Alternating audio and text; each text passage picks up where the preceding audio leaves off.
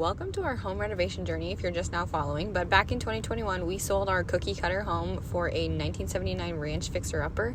We decided to start in the basement because it was just in need of so much help. So this is our twin girls' room. We went through and removed all the trim. The texture was so heavy, I've never actually seen anything like it before. So it took me about 3 coats on the ceiling and 3 coats on the walls of just mud, and then we went through and sanded it all smooth. I also tore out their closet because it was just not functional, and I decided it could be better. After that, I still had more sanding and more mudding to do. It was probably the longest part of this whole room. Then the second hardest thing in this room was adding a new door. So the way that their room was set up before is you walked into a door and it basically took you into 2 different rooms. So we decided to put up a wall, and then we took out this piece of the hallway so that way we could add a new doorway for them, and then the other room could be its own. We had to move a light switch to the other side of the hallway, and then we also ended up moving this electrical line that went straight through.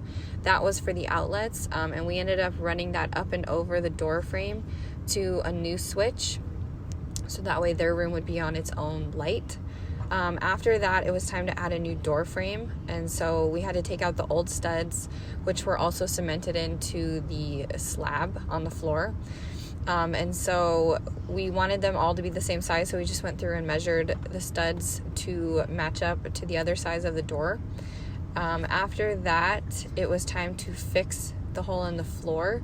So we got some self-leveling concrete and mixed it up, and then we just poured it into the hole and smoothed it out because we knew we were going to be laying LVP and carpet over the top of it. And then once it was dry, it was walkable and you couldn't even tell. Then we added the drywall back, mudded all that, painted, and it was a really exciting day. Then I went through and I added beadboard to the lower half of this room because I didn't skim coat that part of the wall. This was really tedious because there were so many pieces, so much to caulk, so much to wood fill. But then I ended up painting it the really prettiest green, bluish color. It changed throughout the day, and their nursery was so cute.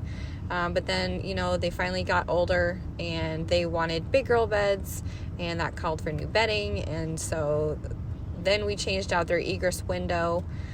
We paid a company and they cut the concrete for us, and they added a 4x4 window. The other one, I don't even think it was a 2x2. It was so small. And the window just changed the whole feel of the room. And then after that, it escalated into, let's add new wallpaper. So I started tearing off the old wallpaper, but then I realized, wait, the new wallpaper can go straight over it and you can't even tell that it's there. And they love purple and pink, and so this was just a really great solution for a fun, whimsical room for them. And I honestly love how it turned out.